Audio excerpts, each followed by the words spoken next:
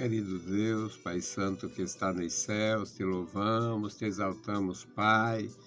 Bendizemos a Ti, Senhor, pela vida, pela salvação, pela Tua bondade. Agradecemos, ó Deus, pela Tua graça a cada dia.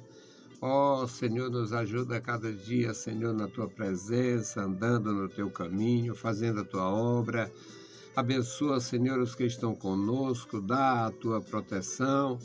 Manifesta, Senhor, o Teu grande poder na vida da igreja. Guarda os nossos irmãos na cidade, os nossos irmãos no campo. Manifesta, ó Deus, a Tua graça na vida dos Teus servos, Pai, que estão velhinhos, cansados, enfermos. Ó Senhor, ajuda-nos. Guarda, Senhor, as nossas vidas. Fortalece, Senhor, os nossos corações, enchendo, meu Senhor, de esperança, nos dando, meu Senhor, disposição para fazer a Tua obra. Amado Senhor, ouve a nossa petição. Nós te pedimos em nome de Jesus. Amém. Saudamos a todos com a paz de nosso Senhor Jesus Cristo. Voltamos para apresentar o programa Toca o Clarim, programa da Escola Teológica União e Crescimento, a Unicresce. Esta é a edição 1146, ano 22. O nosso tema hoje, meus amados irmãos, nossas ofensas e o Senhor. Nós sabemos como é ruim ser ofendido. Nós conhecemos os adágios populares. Um deles, muito utilizado, diz que a ingratidão tira a afeição. As pessoas que sofrem muita ingratidão se desiludem, terminam perdendo aquele interesse até na amizade. Pois é, ainda bem que o nosso Deus tem a natureza diferente da natureza dos homens, da natureza humana. Mas, quanta ingratidão fazemos? Quanta ingratidão? Quanta ofensa! Uma das gravíssimas ofensas ao nosso Deus é a idolatria. Mas tem outras. A idolatria é a pior. Talvez ficando abaixo unicamente da blasfêmia. Apesar de ser uma forma de blasfêmia, digamos que a idolatria seja uma blasfêmia silenciosa. O sujeito deixa de buscar a Deus e vai se valer de uma coisa inventada, criada, um defunto envelhecido. É uma desgraça grande. É uma grande desgraça. Abandonar o Evangelho, abandonar o poder de Deus, abandonar a palavra de Deus para recorrer ao ídolo. Ah, mas ele foi bispo na Esmirna, tem a história dos pais da igreja. Foi bispo em Esmirna, foi bispo lá na Turquia, foi isto, foi aquilo. Não vale coisíssima nenhuma. Coisíssima nenhuma. É uma forma de blasfêmia silenciosa, deixar de buscar a direção de Deus para falar com Santo Irineu, com São Clemente, com São este, Santo aquele. Isto tendo em vista, considerando mesmo que aqueles homens tenham vivido uma vida santa. E quando se trata de idólatras perversos que já conduziram outros para o inferno, na idolatria, aí é que a coisa é cruel. Então, eu não sei, porque você não encontra isso em lugar nenhum, mas talvez a idolatria fique um pouco abaixo da blasfêmia expressa. A idolatria é uma espécie de blasfêmia silenciosa, enquanto tem a blasfêmia proclamada. O nosso texto, Romanos, capítulo 5, versículos 13 a 21.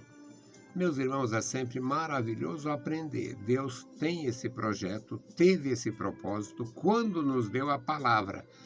Então, para nossa instrução, a leitura, Romanos 5 e 13. Porque até que a lei veio, o pecado estava no mundo. Mas o pecado não é imputado não havendo lei. No entanto, a morte reinou desde Adão até Moisés, até sobre aqueles que não tinham pecado, à semelhança da transgressão de Adão, o qual é a figura daquele que havia de vir. Mas não é assim o dom gratuito como a ofensa, porque se pela ofensa de um morreram muitos, muito mais a graça de Deus e o dom pela graça, que é de um só homem, Jesus Cristo, abundou sobre muitos. E não foi assim o dom como a ofensa. Porque se pela ofensa de um só, que pecou, o juízo veio sobre toda a ofensa, na verdade, para a condenação, mas o dom gratuito veio de muitas ofensas para a justificação. Porque, se pela ofensa de um só a morte reinou por esse, muito mais os que recebem a abundância da graça e o dom da justiça reinarão em vida por um só, Jesus Cristo. Pois assim como por uma só ofensa veio o juízo sobre todos os homens para a condenação, assim também por um só ato de justiça veio a graça sobre todos os homens para a justificação da vida. Porque, como pela desobediência de um homem, muitos foram feitos pecadores, assim, pela obediência de um, muitos serão feitos justos. Veio, pois, a lei para que a ofensa abundasse, mas onde o pecado abundou, superabundou a graça. Para que, assim como o pecado reinou na morte, também a graça reinasse pela justiça para a vida eterna, por Jesus Cristo, nosso Senhor. A leitura em Romanos pode não ser atraente e agradável para uma pessoa muito leiga, muito leiga. Mas se tiver um pouquinho de entendimento em relação à graça recebida, a graça abundante, e algum conhecimento, se já tiver passado por algum processo, uma negociação no tribunal, alguma coisa, vai ter um benefício ainda maior de compreensão. Querido Senhor, nós te louvamos pela leitura em Tua Palavra Santa, suplicamos pelos nossos irmãos. Abençoa e guarda cada um, Senhor, toma em Tuas santas mãos os nossos ouvintes. Opera, meu Senhor, em cada coração, dando entendimento, compreensão deste amor profundo. Abençoa, meu Senhor, os que terão contato com as nossas publicações. Nossos seguidores, nossos irmãos na igreja, os nossos alunos na escola teológica e os nossos ex-alunos. Abençoa, Senhor. Guarda cada vida, Senhor. Toma eles em Tuas santas mãos, dando, ó Pai, a Tua proteção. E aqueles que estão trabalhando, aplicando no dia a dia o que aprenderam, Senhor, fortalece, dá graça, aumenta, ó Deus, a sua alegria em participar do reino de Deus, levando a palavra da salvação. Amado Pai, ouve a nossa oração. Nós oramos em nome de Jesus. Amém. Louvado seja para sempre o nosso Deus. Meus amados irmãos, eu costumo fazer uma avaliação, mesmo na condição de leigo que sou, eu costumo fazer uma avaliação muito positiva dos textos do apóstolo Paulo no que diz respeito à lei. Paulo era um doutor da lei. Paulo foi um fariseu renomado, afamado. Todo mundo que conhece a Bíblia conhece a história de Paulo. Muitos que não conhecem a Bíblia, mesmo assim já estudaram alguma coisa, quando naquelas matérias lá mesmo do mundo secular, da cultura secular, a respeito das 3 religiões, o cristianismo, o judaísmo e o islamismo, ele termina ouvindo a respeito de Paulo, aquele grande impulsionador da igreja no primeiro século. Bom, então nós aprendemos, eu me regozijo lendo a palavra de Deus e tenho muita alegria em aprender com os apóstolos de Jesus Cristo através da palavra, através do Evangelho e das epístolas. O apóstolo Paulo ele está falando de uma coisa que é absolutamente incompreensível.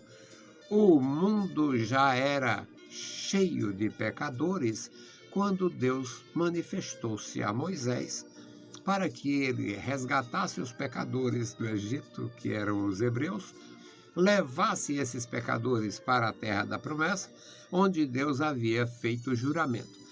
E Deus não disse logo de imediato que eles iam passar 40 anos no deserto, senão ninguém saía de casa. Agora, a verdade é que o propósito do coração divino era este. Deus tira eles do Egito, leva eles para a terra de ninguém, coloca eles no meio do nada para ali instruir com a palavra divina. Então veio a lei. A lei foi dada por Deus através de Moisés.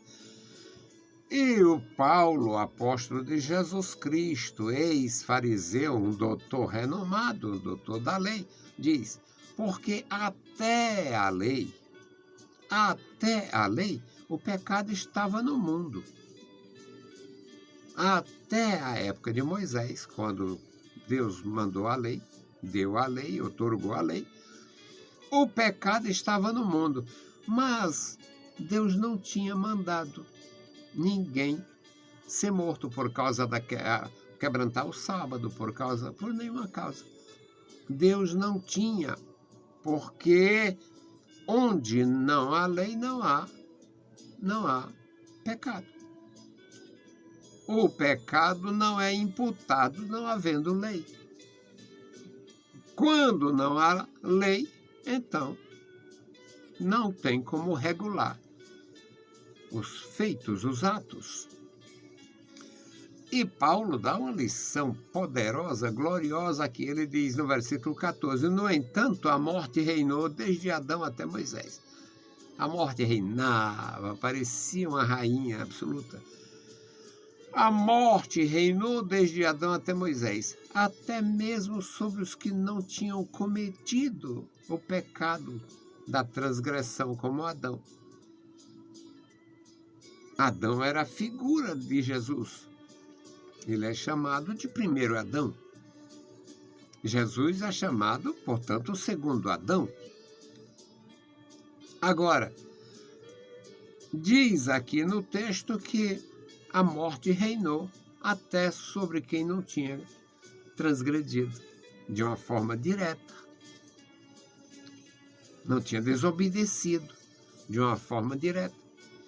No versículo 15, ele diz aqui: mas não é assim o dom gratuito rumo à ofensa, porque se pela ofensa de um muitos morreram, muito mais a graça de Deus e o dom pela graça, que é de um só homem, Jesus Cristo, abundou sobre muitos. Ou seja, se o pecado teve poder para influenciar no sentido mau e negativo, a graça de Jesus Cristo teve e tem o poder de trazer transformação de vida. Isso é um mistério profundo e glorioso.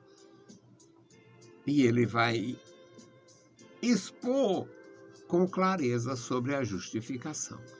No versículo 16 diz: e não foi assim o dom como a ofensa, porque um só que pecou, porque o juízo veio por uma só ofensa, na verdade, para a condenação. Mas o dom gratuito veio de muitas ofensas para a justificação. Ou seja, a semente do pecado entrou no mundo como uma transgressão e se espalhou como uma infecção e transformou todos em doentes espirituais, doentes espirituais. Jesus Cristo se referiu que ninguém, os sãos não precisam de médicos, sim os doentes. A doença espiritual. No versículo 17 ele diz, porque se pela ofensa de um só a morte reinou por esse, muito mais os que recebem a abundância da graça e do dom da justiça reinarão em vida por um só, que é Jesus Cristo. Não tem, meus amados irmãos, nada mais extraordinário do que esta relação estreita entre Jesus Cristo e o nosso bem. Jesus Cristo é a nossa salvação. Jesus Cristo é a nossa restauração para o propósito divino. Pois assim como pela ofensa de um só veio o juízo sobre todos os homens para a condenação, assim também, por um só ato de justiça veio a graça sobre todos os homens para a justificação da vida. Justificação é um processo que Deus, digamos, administra. E este maravilhoso processo administrado por Deus é o seguinte: Ele vê os meus pecados, Ele vê os teus pecados, mas existe um recurso para colocá-lo como um selo, que é a justiça de nosso Senhor Jesus Cristo, que morreu por você e por mim. Jesus Cristo morreu para salvar os pecadores. Então, quando o pecador se apropria deste benefício, é como se ele registrasse ali no seu histórico: eu tenho um bônus diante de Deus, eu tenho aqui um crédito. Este crédito não foi por algo que eu fiz, mas por algo que eu reconheci. Eu me sinto muito feliz aprendendo e ensinando a respeito desta grandeza. É a justificação. Quando Deus, na sua infinita compreensão do todo, de todas as coisas, de tudo que é real, de tudo que existe, de tudo que é imaginário, porque Ele conhece o nosso pensamento, quando Ele confronta os nossos atos indignos com a nossa, digamos, ligação com nosso Senhor Jesus Cristo, então vem a justificação, uma espécie de carimbo do fé do nosso Deus. Ele cometeu, ela cometeu desatinos, pecados, ele teve esse, aquele processo, ela teve esse, aquele processo, mas ele, olha aqui o tempo, olha aqui o dia que ele reconheceu a grandeza do amor, a grandeza do perdão. Ele tem o bônus, tem aqui o benefício, tem a redenção, a justificação, um ato de justiça de Jesus Cristo, dando vida para você. Meus amados irmãos, isto é algo profundo, isto é coisa do céu, é coisa gloriosa para nosso bem. No versículo 19, Paulo diz, porque como pela desobediência de um só homem muitos foram feitos pecadores, assim pela obediência de um, muitos serão feitos justos. Então, eu não sou justo e você também não é justo, mas nós fomos justificados. Foi aplicado na nossa ficha, no nosso histórico, um crédito em nosso benefício daquilo que Jesus Cristo fez por amor. Louvado seja o bendito nome do nosso Senhor. No versículo 20, Paulo, cheio da graça, imagina o coração do apóstolo como estava, ele tendo tanto amor pela igreja gentílica, pela sua nação, mas tendo tão profunda convicção de que fora realmente resgatado para fazer isso. Ele diz, veio, porém, a lei para que a ofensa abundasse. Mas onde o pecado abundou, superabundou a graça. A lei veio para mostrar, olha o teu crime aqui, olha este crime aqui, Olha este outro crime aqui. Isso aqui também é crime. A lei veio para apontar. A lei fez um apontamento. Isto é crime. Isto é idolatria, é crime. Isto é inveja, é crime. Isto é feitiçaria, é crime. Isto é luxúria, é crime. Isso aqui é crime. Tudo isso aqui é crime. Mas aí tem o bônus. Tem o benefício do sacrifício de nosso Senhor Jesus Cristo. A lei veio para mostrar como a gente é pródigo em fazer o mal. E a graça veio mostrar como o poder do Senhor é superior a todo o mal do homem. Aí, meus amados irmãos, nós recebemos a justificação para andar com Deus, andar em novidade de vida, viver uma vida que agrade o Senhor, sem perder jamais a consciência. Não mereço, obedeço. Não mereço, recebi. Não mereço, é um benefício. Foi um benefício. Não fiz jus a isto. O nosso Senhor é quem tem o mérito. Eu só tenho o benefício. Meus amados irmãos, é uma grandeza guardar esta palavra no coração. O último versículo aqui, o versículo 21, diz: para que, assim como o pecado reinou na morte, também a graça reinasse pela justiça para a vida eterna, por nosso Senhor Jesus Cristo. Sem nosso Senhor Jesus Cristo não existe nem justificação, nem vida eterna. Eu interajo com ímpios, com idólatras, e eles dizem, tem alguns que tem lá um slogan, um negócio lá, um adesivo, tudo com Jesus, nada sem Maria. Tremenda malignidade. Isso é um câncer espiritual. É um câncer espiritual. A redenção é pelo sacrifício de nosso Senhor Jesus Cristo. E a grandeza dos santos de Deus, incluindo Maria, foi servir com dignidade, com humildade, com graça e continuar servos.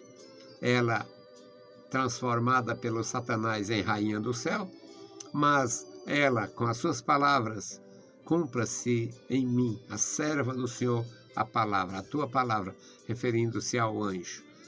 Então, meus amados irmãos, o benefício de nosso Senhor Jesus Cristo é a justificação da nossa vida.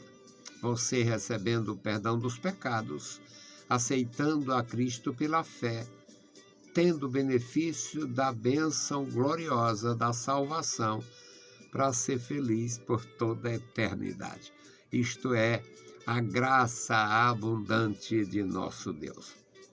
Nós vamos orar. Hoje a nossa intercessão pela família do pastor Elmi Teixeira. Elmi Teixeira é um amigo de longas datas. Na verdade, eu já estou completando 47 anos de casado e Elmi era solteiro ainda quando a gente se conheceu nos nossos congressos da juventude, na nossa igreja, a Assembleia de Deus do passado. Vamos orar pelo Elmi, pela Emeliane, pela família, para o Senhor Deus abençoar e guardar.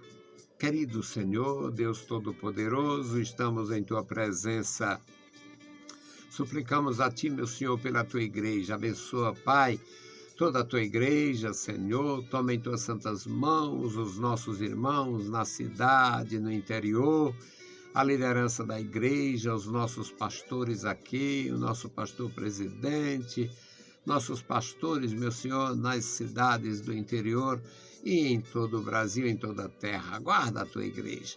Te apresentamos, meu Senhor, Elmi Teixeira, toma ele em Tuas santas mãos, abençoa a sua família, seus familiares, guarda, Senhor, os Teus servos, suas filhas, seus filhos, nora, genro, toma em Tuas santas mãos, abençoa, meu Senhor, seus familiares, seus irmãos, pastor Zezinha, Alice, toma em Tuas santas mãos, meu Senhor, os nossos amados irmãos e famílias. Deus fiel, Tu és o nosso Senhor, nos encoraja, nos dá graça, nos dá alegria de viver, nos dá, meu Senhor, a tua proteção, a tua bênção.